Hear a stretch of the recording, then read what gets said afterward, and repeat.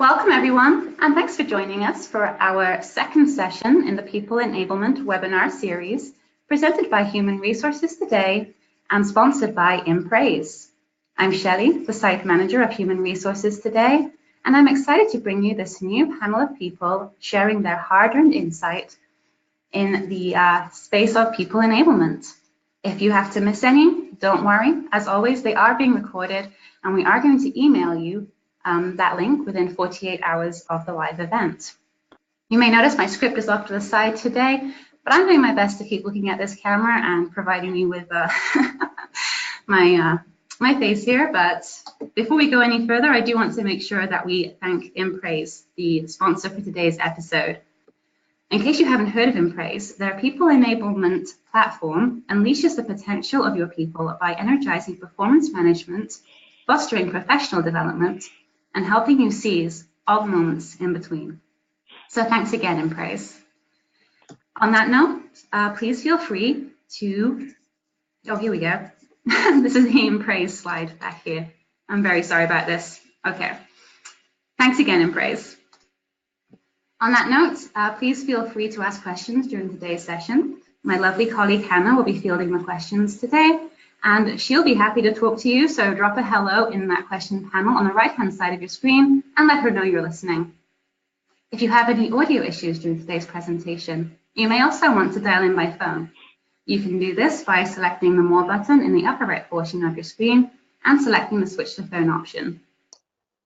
Okay, so let me go ahead and introduce everyone that we've got here on the line today. I have to apologize and say that Dr. Robert Snyderman is not here. He has not emailed. I hope everything is going well for him and that he's just had an appointment run over late or something like that. But we do have three other amazing panelists for you all to listen to and talk to today. We have Elena Valentine, the CEO of Skill Scout, and a returning speaker on Human Resources Today. She's done a lot of webinars with us and she's always fantastic. So we're thrilled to have her. Elena uses stories to recruit new candidates and lead employee retention, using videos to bring those stories to life. So I'm really looking forward to hearing what she has to say about people enablement. We also have Jeff Diana, a seasoned HR professional with 20 years under his belt. He serves as a board advisor to several cutting-edge companies, including Impraise, Smart Recruiters, Logical, and Sapling, as well as being a portfolio advisor to OpenView Venture Partners. This is his first time working with us. I really hope it's not his last, and I hope we get to hear lots more from him in the future. Speaking of new faces, we also have Hilary Bendon here today, an organizational consultant who specializes in working with company leaders to address challenges their organization faces from the top down, with a focus on increasing leaders' abilities to communicate and interact with others. We're really looking forward to hearing her insights today as well. So, okay, I think I completely fluffed this up. I think there is nothing any of you can do that's any worse than this introduction. So how about we get started? Ahead of time, I did ask each of you to kind of think about ways that you help people develop their career paths every day in your current roles and in your current lives. And Elena, I know that you had sent me some notes about starting off by making sure that these roles, that these paths are defined. So would you like to kind of start us off talking a little bit about what you meant by that? Yeah, so I think first of all, it's thinking about this higher level question. Right now we're talking about, how to help you empower people to develop career paths for themselves in your company. I'd actually like to blow that up a bit. When I think about with our organization and our workforce, I'm always thinking about how I might empower my people to develop their career paths, period, whether that's inside my company or not. And so, the first thing which you had mentioned that I was thinking about was really asking ourselves, are my company's career paths even clearly defined? And in what ways are our career paths too rigid? And in what ways are they flexible? Because if we don't either have that defined, and if we can't identify either the challenges or the opportunities that are within those career paths, it's actually very difficult for us to even have a conversation with our colleagues around how we can help them grow. Yeah, actually, I like that, Elena. I mean, the thing you mentioned about going outside your company's walls is important to me. When I think about developing people as a head of HR for too many years, thanks for quoting that, Shelley. I now feel super old, but that's factually correct. When you think about it, the question you still have is the same. You sit down with an individual and you try and help them understand, what have you done before? What great skills and experiences do you have? Where do you want to go? Whatever time horizon that may be. And then the magic is what's in the middle. And filling in the middle, which is either experiences or skills or knowledge gaps, might be inside, it might be outside. So I think that is an age-old problem we've had with sitting down with all the talent inside organizations to try and solve. Career paths is interesting. I don't know if career paths even exist the way we might have thought of them before. Typically, you've got a rigid kind of career ladder, so I like the concept of more fluidity, but that transparency around where do jobs sit in an organization and what does it take to be in them, we can't actually empower people until they see the playing field a little bit. So that's where you got to start.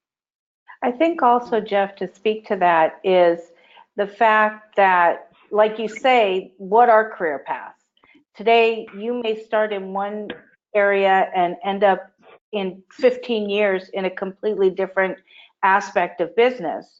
So I think it's more looking at what's the next step that somebody wants to take and how do we prepare them for the next step. For example, having career conversations with your employees is really important to see where they want to develop and how that can not only benefit them, but how it can benefit you, giving people stretch assignments so that they can try out new things without having to completely jump into that arena, having them work closely on a cross-functional team. Those kind of things I think are important as well. There's one piece I wanted to actually touch on. Jeff, you talked a lot about, part of it is seeing. And I think one of the biggest mottos, of why we started Skill Scout and how I even think about our workforce is this idea that you cannot be what you cannot see. And so this level of transparency, being able to show what those career paths could be, even if they're varied, is super important. And I think this is where being able to share stories, something that is employee-led, it's employee-driven. So a lot of the ways that we've been seeing this, that we've seen companies doing this really well, are actually highlighting individual stories of employees that have had interesting career trajectories inside their company and how they got there.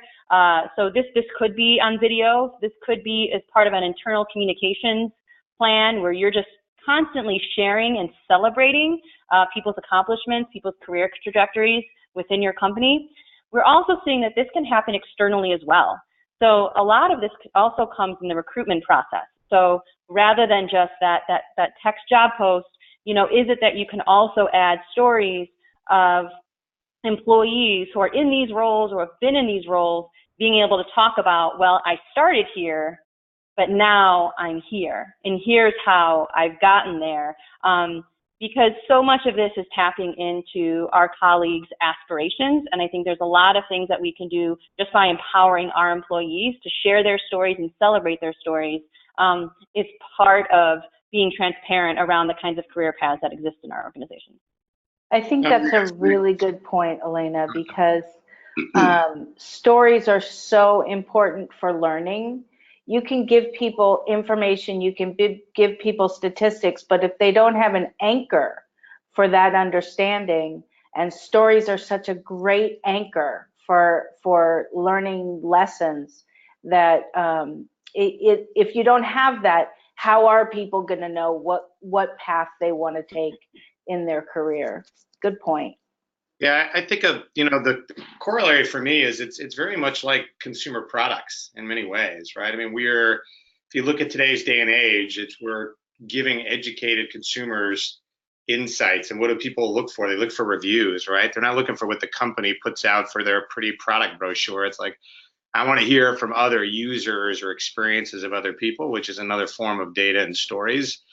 And I think we've got to think about growing people in the same way. They're consumers of the environment around them. Our job is, which I like the concept of people enablement, is to turn them free. The thing I struggle with the most around career planning is the the old school mentality that the manager is in control and going to drive that. If we're stuck leaving the poor manager to do their day job, run a team, give feedback, and grow all their people, we're screwed. We've got to turn people loose, trust their innate entrepreneurial spirit, give them information, inspire them through stories, and let them go discover where they want to go and let them drive, which we've talked a lot about. You know, the 20-70-10 HR model has been around forever.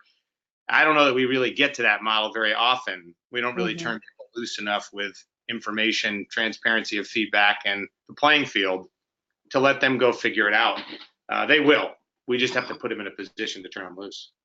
You know, I heard a panel presentation recently, and you make me think of it, Jeff, because they were talking about the importance of mentors and sponsors, and that sponsors are really the people who put you in the place where you're going to go. They put you in positions, they take you to the meeting, they introduce you to the people.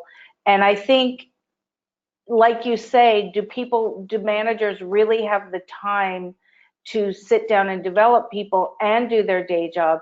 Maybe if we looked at development a little differently and see if there are mentors and sponsors within the organization, and to take your point a step further, that the person has to be counseled to actually do that it's up to the individual, not up to the manager to create those opportunities. Yeah, I couldn't agree more. I mean, to me, the latest trend is it's social. It's the social component. It's collaborative learning. You know, the buzzword was social learning for quite a while with some of the newer softwares that have come out in the last 5 to 10 years, but it's the collaborative nature. That's why you see mentor relationships so sticky. And again, we just have to give people enough information on where they may go, what it takes to do some of those jobs, and then just reduce friction for allowing them to go make those connections. I think there's lots of informal mentor opportunities where people just socially want to share and connect. People will take care of that if we can remove the friction. Right, exactly. Yeah, I really want to dive into this because, of course, this is something that comes up a lot in HR circles, is managers not being trained in how to mentor people and how to train people and how to be managers, basically. So what we're diving in on here is that it's the responsibility of the individual to seek out a mentor for themselves. And that's just a really interesting spin on this, but it still kind of raises that question of how do you train your employees to know what to do if a lower level person comes and asks, you know, will you be my mentor? Or am I getting this wrong? I think that's an issue. You have to train, you know, your upper leadership. Hopefully they've gotten to that point because they have been out there and worked with other people. They've had mentors, and it's really about them, you know, learning to be a mentor through counsel of their mentors. It's kind of a cascading thing. I was in learning and development for years. I was a trainer, and I have now turned completely away from that model because it's just not the most effective way to train people. You can't put somebody in a room and say, you're a mentor, and then give them mentoring skills. You have to give them opportunities to practice. You have to have somebody supporting them and coaching them as a mentor. So it's really about creating opportunities in the organization, less than training people how to do it. I think most people know how to help somebody else understand where they're at, but they need to have that opportunity and see that it's okay, and that is an expectation of part of their role.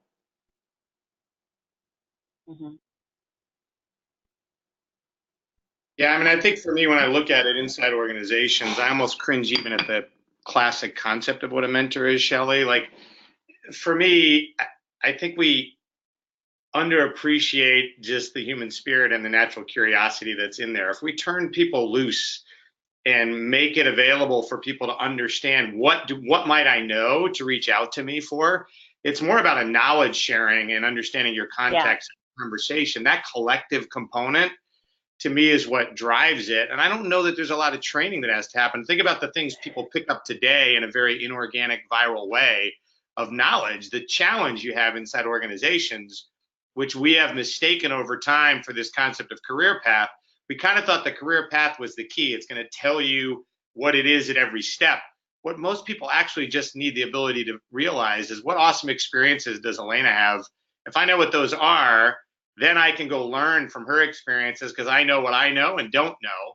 And the human nature is people love to create connection and share their knowledge. That's just a human component of nurturing that's just innate to who we are. So turning that loose, and I have yet to meet an organization that feels like they can tap all of the knowledge and experience inside their organization. If I'm selling software and I start with that question, every prospect nods their head, because we haven't unleashed that. So everything we can do around allowing people to know what other people have for experiences and knowledge, and then removing the friction and sending cultural signals, to your point, Hillary, that it's okay, it's expected of you to share and connect.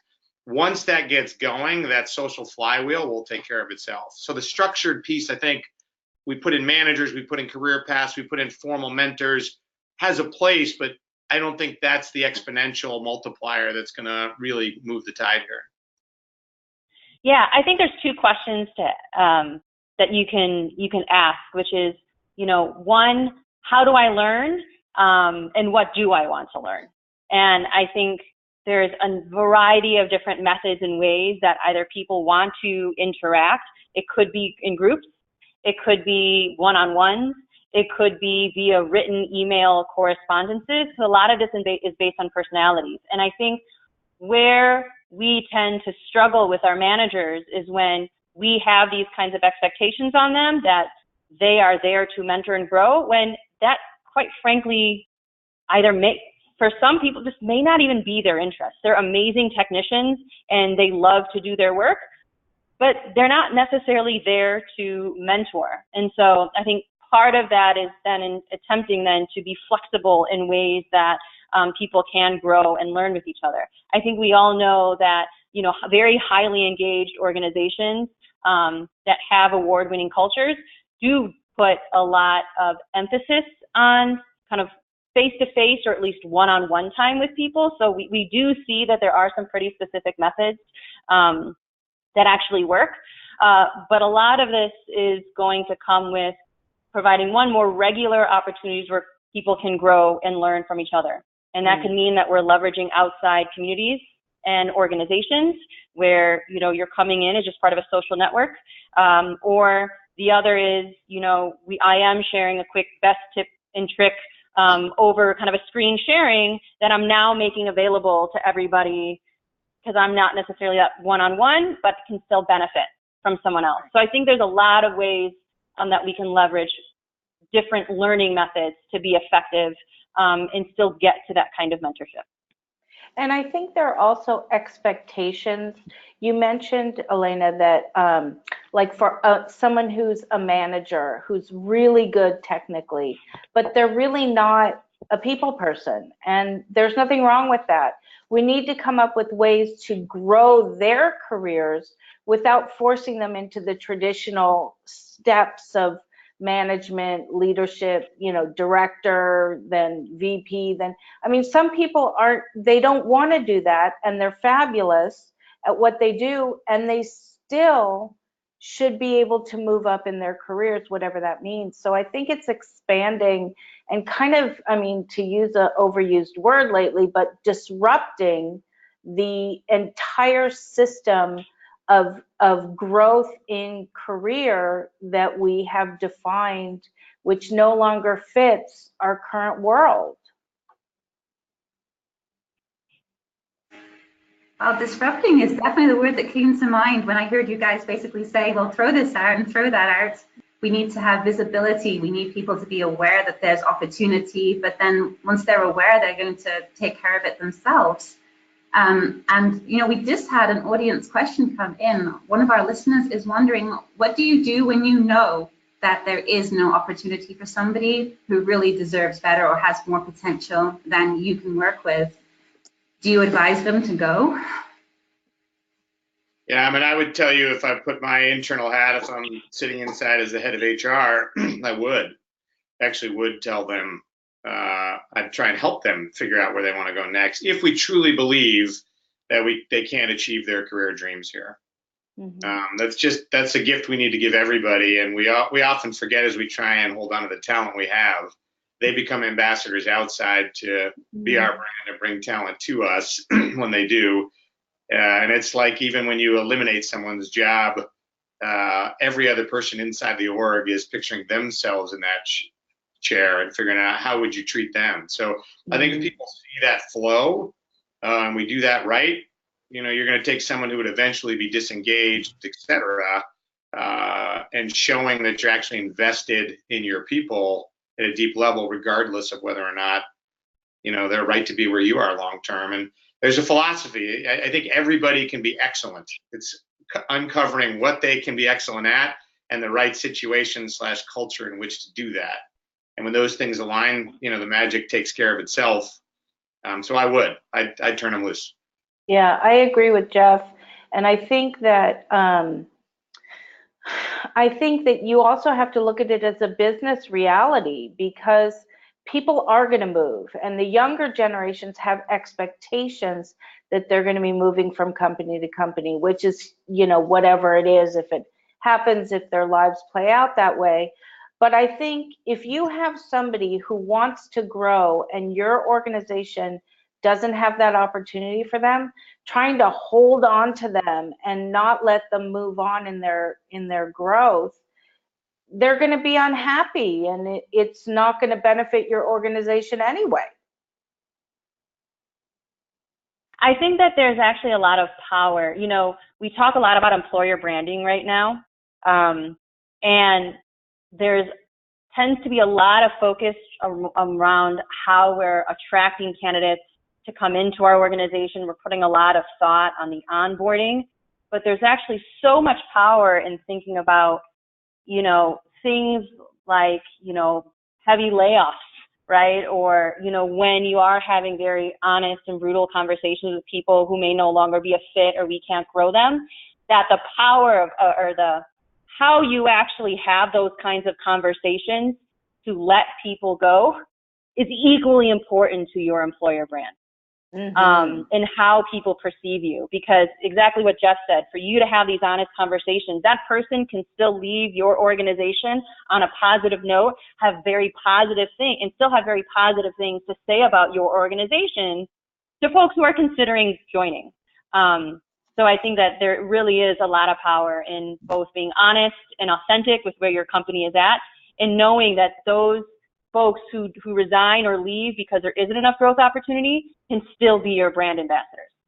And I'll tell you, go ahead, Jeff. All right, Hillary. I was going to say there's two selfish business reasons why, if you handle that right, it's worth doing. One is you build a brand of developing great people. You were placed for that stage in your career. And at hyper-growth companies, I experienced that at SuccessFactors and Atlassian when we grew super fast. You may eventually outpace the capability of some of your people, or the opportunity isn't ripe and they're very valued in the market. That's an awesome brand to build that you can then recruit off of. The second thing you can do is, you're seeing more of it, the boomerang career. People come back. We would track people who left at SuccessFactors and have a very deliberate effort 3 or 4 years down the road to bring them back in, which not only was a signal to some of our internal talent that the grass isn't always greener, but I got to bring back in a talent who now took knowledge they gained outside that we couldn't offer them, which is going to make my company richer. So as people move faster and have shorter stints, if you can create the right connection with them, you actually have the chance to see them back again, and more often than you might think. I agree with that. It's interesting because, of course, the second point that I had on this agenda was, why do growth opportunities matter? But we're already kind of leading into that, because what I'm hearing is, the classic, I guess, thing that I hear is that growth opportunity matters for employee retention. Having employees leave is super expensive. You want to keep them with you no matter what. But you guys are offering a completely different perspective. You should expect them to leave. You should expect them to only be with you for 1 or 2 years. You should expect them to go looking for growth elsewhere and then even possibly come back. And that what you want to do instead is build a company that people just feel good about, whether they stay, come back, leave, and leave forever. Is that right? Yeah, I mean, no, and that's the reality of work.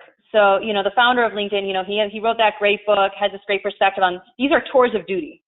We no longer are in a generation where people are staying for 30 years or even 10.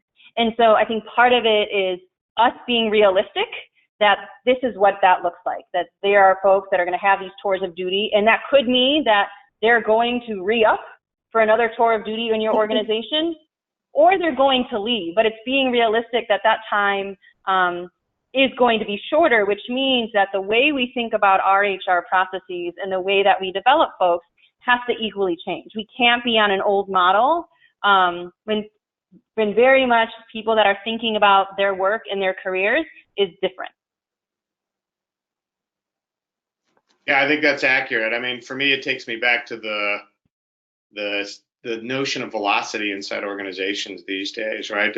Where we started about how do you grow people and make them aware of growth and turn them loose. If you're going to have people for shorter spans and you want to maximize the impact that they have, we've got to constantly think about removing friction from their ability to get the knowledge they need today and the opportunity to grow themselves while they're here. And yes, some will stay longer as a result of that. Whether they stay a whole career, I think you're right.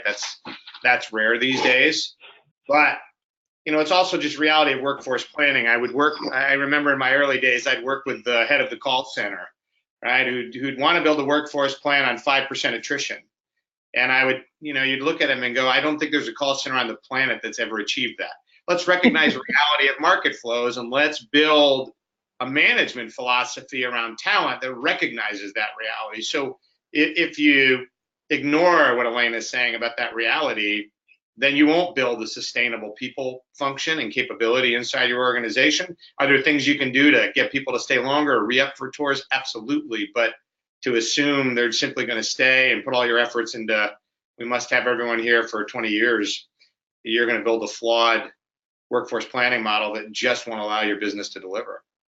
And the reality is that so many companies, so many of the young companies, for example, you know, they get to a certain point and the people who were great in the startup are not necessarily the people they need when the company grows into adolescence and then when it matures. So it you know, it's unrealistic in today's world with the trajectory of most companies happening very rapidly if they're successful.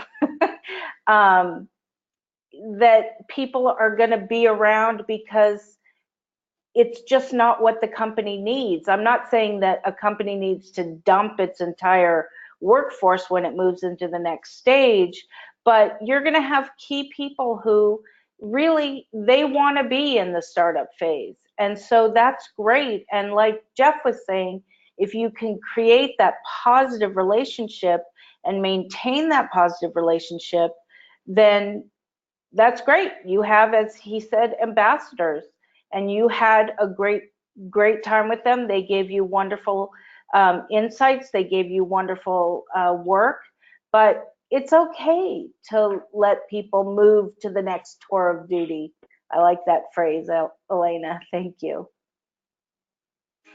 Well, we have our first audience question about this as well. Someone is just curious to know where you feel most of the responsibility for this lies. Is it with the individual or with the company? I mean, I personally feel like it must be a little bit of both, because sometimes the individual isn't going to want to know, isn't going to know yet what they want to do and what options are available. But then the company can't help you unless you help yourself in this paradigm that we're describing. So what are your thoughts on that? I think one of the things, I'm just going to jump in here, sorry guys, but one of the things that brings up for me, Shelley, is that too many times we keep our employees in the company and learning in the company and not exploring and getting out and networking with other people in their industry. So for example, attending conferences, attending networking events, All those kinds of things are going to give employees exposure to what opportunities are out there. And you never know, they might find an opportunity and come to their manager and say, hey, I really want to do this. And all of a sudden it's a new project within the organization that really benefits the organization and what it's doing. Yeah, I mean, for me, I think that's to answer the question of who owns it, and I'm definitely not known as a fence rider. I think they both do, but they specifically own different pieces. I think the company has the responsibility to set the culture around growth and knowledge sharing and transparency, to give insight into where you can find what information, what opportunities you have inside the organization to grow and learn, and honestly, to allow you the time to go do some of that. So setting the enablement side of that is on the company. Your actual ability of whether or not you grow and gain knowledge and whatnot, 100% to me sits with that individual person inside the organization. We all have to own that for ourselves. So it's joint ownership, but clear ownership of different pieces in my mind.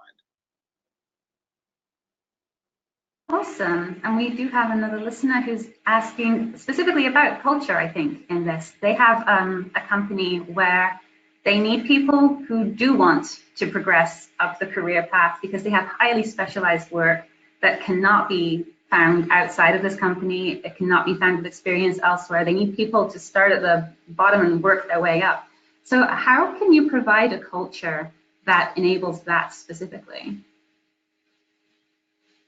You have to go to your employees, and if you haven't identified your values, you need to develop those values, and you need to include the employees in the development of those values.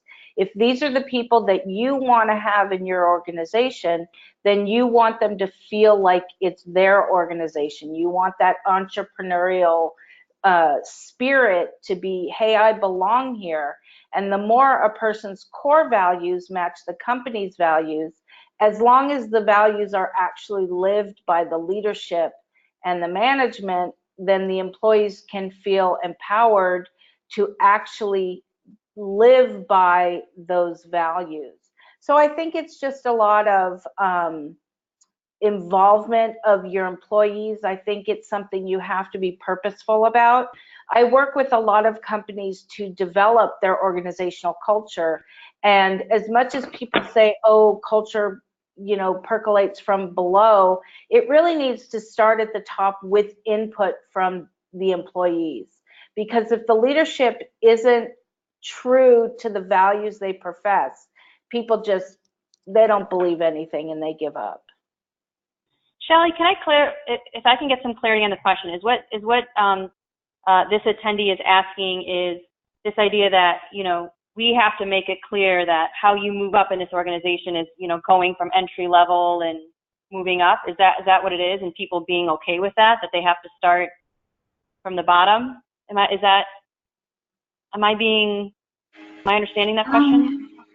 Basically, they wrote in that the type of work requires a high level of skill that's not obtained quickly or readily available in the outside market. So yeah, it sounds like they have to kind of start knowing nothing and work their way to know everything. Hello, world of manufacturing and apprenticeships and nearly every other trade where you have to be a journeyman for 7 years. Yes, that's absolutely really common. And, we see this in manufacturing all of the time. And the reason why they're able to kind of keep the manufacturers are able to keep some of those people for longer times is they're investing a heck of a lot in training. They're practically paying for all of their education to get there. And it's a promise that these manufacturers make to these apprentices to be able to get them to that level. So not only is it the investment in showing that there's the training for this, but knowing they're seeing the models of all of these other employees who have made it, past whatever that 3-year mark, that 5-year mark is. They've all kind of gone through the same trajectory. We actually see a lot of other companies that do this. Now, I mean, you look at UPS, you look at Target. So, even with UPS, there's a lot of folks who've grown through that organization, and it was quite known you are a package handler first, period, right? And everyone has to know what that role is. and you're growing through that role as a result. I think Target's also been an organization where they do recruit heavily from their retailers, right? So for people to know that there is that level of customer service that they know firsthand, being in a Target makes them a really great recruitment ground for corporate, because they know what that's been like. And so part of it I've seen as being really unapologetic in that that's what the trajectory looks like. It's being realistic to say, we know that it's going to take a lot of time and a lot of skill. That could be a fit for you. It's not going to be a fit for all. And it's being okay that we can have that kind of focus in our recruitment for identifying the folks who are ready for that, as long as we can be realistic with our stories that that's going to be the expectation. You can't lie about that or sugarcoat that when you're recruiting them. You have to be very honest up front that that's what it's going to be like. And so we see that all the time when we're telling stories of manufacturing apprenticeships, or at these organizations, where you're starting as an intern or as that, first-time associate, and letting those candidates self-screen in or self-screen out based on what that trajectory could look like. Yeah, I'll build on that. I agree. Like, really clear on the value prop is important so you can recruit according to it, because there is a strong value, there is a strong reward component to that, but you've got to make sure that moves the right supply of talent who want that as the trade-off, right? They want to grow through that. You have to show them you have the tools where they're going to be invested in to get the skills.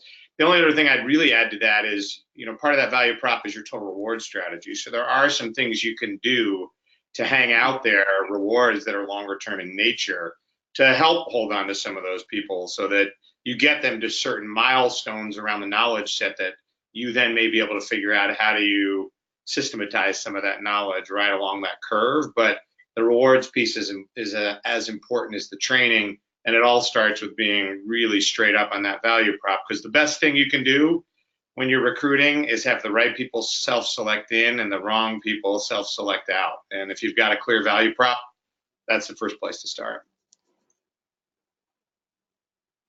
This is super interesting. So I'm hearing being, visible during the career, but also at the start as well. And I really want to dive into what Hillary said about values and how you communicate values, not only when you're first starting off with recruiting people, but then later on, throughout their entire career as well, ideally.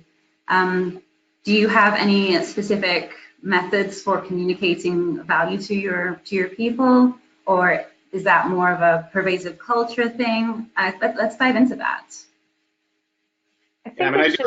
Go ahead. No, please. I think it should start in the onboarding phase. If they've been presented with the value proposition in the hiring phase, that needs to be supported in the onboarding. So once you bring people on and they've agreed to the value proposition, you bring them on and you really have to embed the values of the organization in the job itself. And you do that, as I said, through onboarding. And when I say onboarding, I don't mean that one day where everybody's filling out their paperwork. I mean the 6 weeks that you're really bringing them onto the team, teaching the job that they're doing. They're integrating into the team. They're integrating into the organization. One company I worked for had regular weekly community meetings, meaning that the entire corporate office would come together and the leadership would present different things that were going on with the organization. And at that time, every person who was new from that week stood up, introduced themselves, and then other people would come up to them afterwards and introduce themselves. And there were opportunities to meet with people in other departments so that you could see how the values are lived in those departments and how you can work together with people cross-functionally. But I think what's most important, I don't know if it's most important, but what's really important is that the leadership lives the values in everything that they do. So for example, if they believe in integrity, if integrity is a value, then they darn well better not screw up and make make changes based on whim. They need to be transparent, they need to be upfront, they need to be honest if they're going to ask other people to have that value as well. Yeah, I spent a lot of time with companies, and I actually build their value sets with them. And when I step back and think of the way you embed values, it comes down to three pieces for me.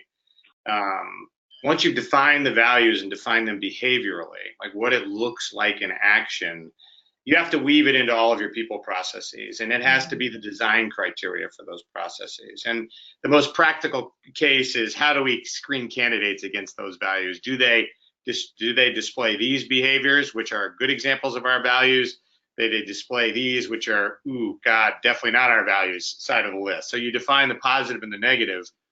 And you start in the recruiting side, and then you do, as Hillary said, it goes into onboarding. But that set of values has to be your design criteria and standard for everything. Your performance process, how do you get and give feedback? How does that reflect your values? Your pay philosophy has to reinforce that. Your recognition programs, who you promote and why. So that entire system of your people processes has to reflect and reinforce the values. The other two areas I would say that are super powerful for embedding values. One is rituals. What rituals do you have in your company, and do they reflect your values? Whether that's a hackathon type of thing that you do where you shut the company for a day every quarter because you have a value around speed and innovation, whether that's other rituals like painted pictures, which I've done with companies where everyone gives voice on the next chapter of growth because you're about empowerment and collaboration and transparency. But whatever rituals you have, need to reinforce it. And then the third thing that I think often gets lost is you have to look at your operating processes, the soft structure in the company. Everybody talks about the hard structure and who reports to who. And I always like to tell people, if you don't like hard structure, the only thing I can promise you is don't worry, it will change over time, because they all swing from one extreme to another over the lifetime of a company.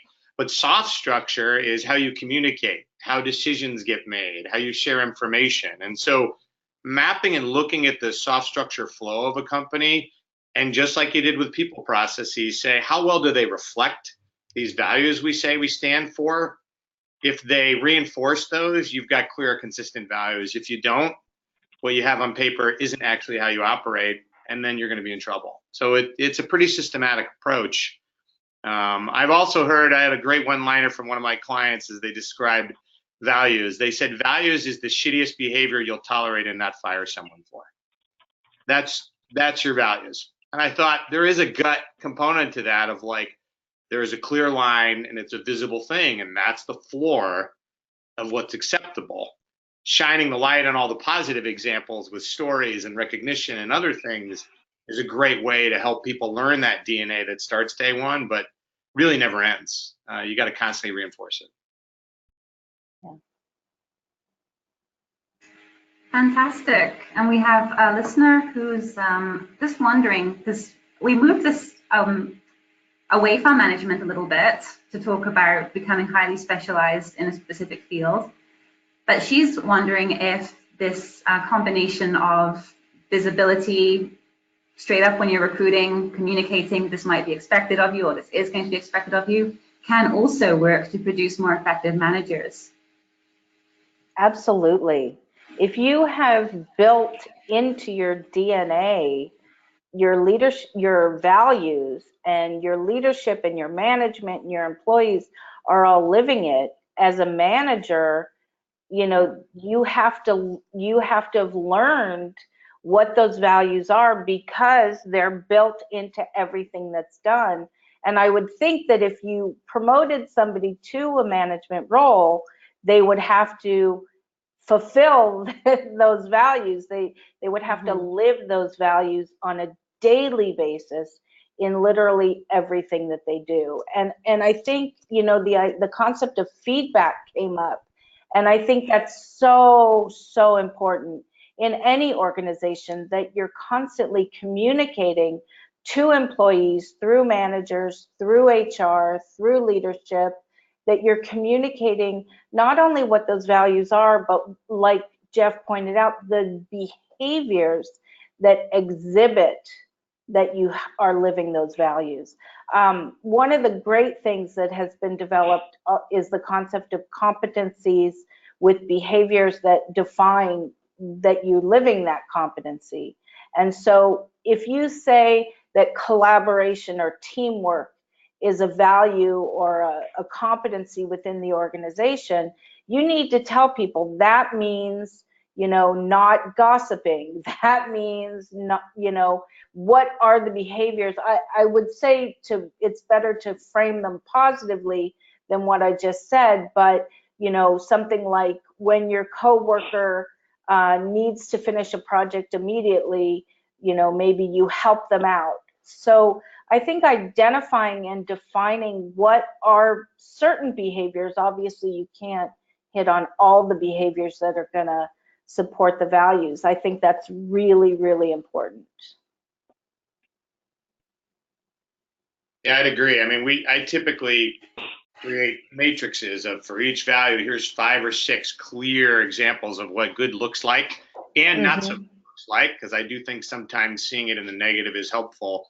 And then I ask each function to put context on that. What does that look like in engineering might be different than sales, so they can look at it in their own jobs. And then the last thing I'd say around that too, Shelley, is the power of role models. If you identify role models, if teamwork is one of our values and I can say Hillary is a role model of that, people go, I get it. I see her in action. I know what it looks like. And if I don't, I now have an ambassador for that value I can go talk to and learn from, because I've identified people. And you'd be amazed when people are badged, whether you do that in a software known as the owner or representative of that value, boy, they feel like it's theirs and they help champion it throughout the organization. So you get that multiplier effect from doing that as well. So role models are real powerful. Yeah. It's the acknowledgement and recognition. That's why we have so many tools and programs and awards and you name it, because it actually does work. You know, recognition increases engagement. It increases people's own accountability and ownership to the work. People like to be highlighted. And so this is that great opportunity to do so and to reward when they're doing positively. It sounds like it would go a long way as well to help kind of address the feeling that if you're not willing to take on a people management role, that you're somehow limiting your career, really highlighting and pointing out that you can be recognized for things other than being the best person manager. Would that be right? Yeah, I think it is. I look structurally in my rewards architecture or level architecture inside a company, whether that's formal or not. You've got to show people management and non-people management having the same abilities for rise in scope. If title is important to you, I'm not a fan of title, but if title is important to you, compensation, you have to be able to visually show that to people. Otherwise, there's just so much historical DNA that at some point you have to manage people that you take some of your best technical people, whether that's in software or finance or wherever it is, and they feel like they have to go to this area that isn't their strength or passion. And we've wedged them in there because we haven't shown them, no, you can continue in this space, rising up, however you define that, growth, scope, rewards, title. There's a whole bunch of things you can hang on that tree, but show that and communicate that. And then, as we mentioned with values, promotion process should be a hardcore screen around not only how well does this person live these values, how well can they coach, inspire, and recognize others around these values, which is a different skill set as part of that thought process, to make sure we're picking the right people, even if they have the appetite to go do it. That's really important. I like that idea about, you know, different ways to grow people, you know, to go up the ladder, so to speak. Not necessarily being a people manager. I was just recently speaking with an employee in a company that I'm working with, and he was saying he's in a leadership program, an emerging leaders program, and he said, but I don't really want to get to the point that my director's at. I don't want to have to be approving timesheets and doing all this paperwork and da da da. He's like, that doesn't excite me. I don't want to grow into that. And I asked him, I said, what would you want to grow into? And he came up with this fabulous idea that doesn't exist in the organization. And I said to him, listen, you're in this emerging leaders program. They're trying to get your ideas. Share this idea, because there might be other people who want to focus on the creative development of people, but not necessarily the administrative management of people. That's fantastic. I'm just kind of wondering if you have any concrete ideas between all of you about ways that you can actively communicate that to team members, to people, just that you don't have to become a person manager. There are other paths for you here. Yeah, one thing I think that goes back to what Jeff said earlier about embedding it in every part of the organization. Yeah, I've actually put in systems, Shelley, where at Atlassian, for example, we used Confluence, of course, because it was our own product, but where we literally put every level of every job, whether they're people managers or not, and made that transparent to the entire company for two reasons. One, people could see within their function, if they wanted to stay technically, what are likely jobs to go take, but two, so they could see jobs that didn't manage people were up at the top, just like jobs that were managing people. And then we, of course, put some content around that and marketed to that. And we also signaled to people, if you want to go this way, which we encourage, expect to do that at the same level or a level below. That's part of moving into a new space, right? And so it was our way of showing the playing field so people could be empowered to seek out people in other areas to learn about other jobs. But it was a very visual, and I think people are quite visual. Maybe it's my own bias because I'm very visual, but visually seeing that goes a long way, not just the words. If you can, reach all heights as a technical person and not manage people, people kind of go, yeah, that might be a little BS. So you show them on paper in a very visual way that it's actually real. People take that and they can see that, and that makes the case for you that it's not just lip service. Elena, do you have anything to... By the way, Shelley, just be prepared for people to complain that why their job is one level versus another. And there's some fun in that you've got to work through. But transparency and reflection over time is well worth it. So. Fantastic. Elena, I was just wondering if you had anything to add to that too, because I know that you also work with a lot of visual mediums. Yeah, we do. So I think, one part, I absolutely agree with Jeff. I think part of this is we also have to be realistic that sometimes that may not work in that organization. I think we see this a lot with legacy organizations where, it is this one path, and either you're going to be a people leader in this organization or you're not, and they haven't built that out. And that means at that point that that may not be the right company for that person. So I think part of this is just being realistic.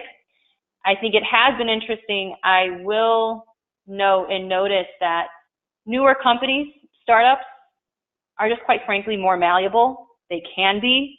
I think we're seeing entirely new leadership structures and promotional structures in ways that we hadn't seen before because of that malleability. And I only see that rising. So I think even for that person who finds themselves in a company that is more legacy like that, that there are other companies who are going to very much reward them, whether they want to be that technician, and that's great.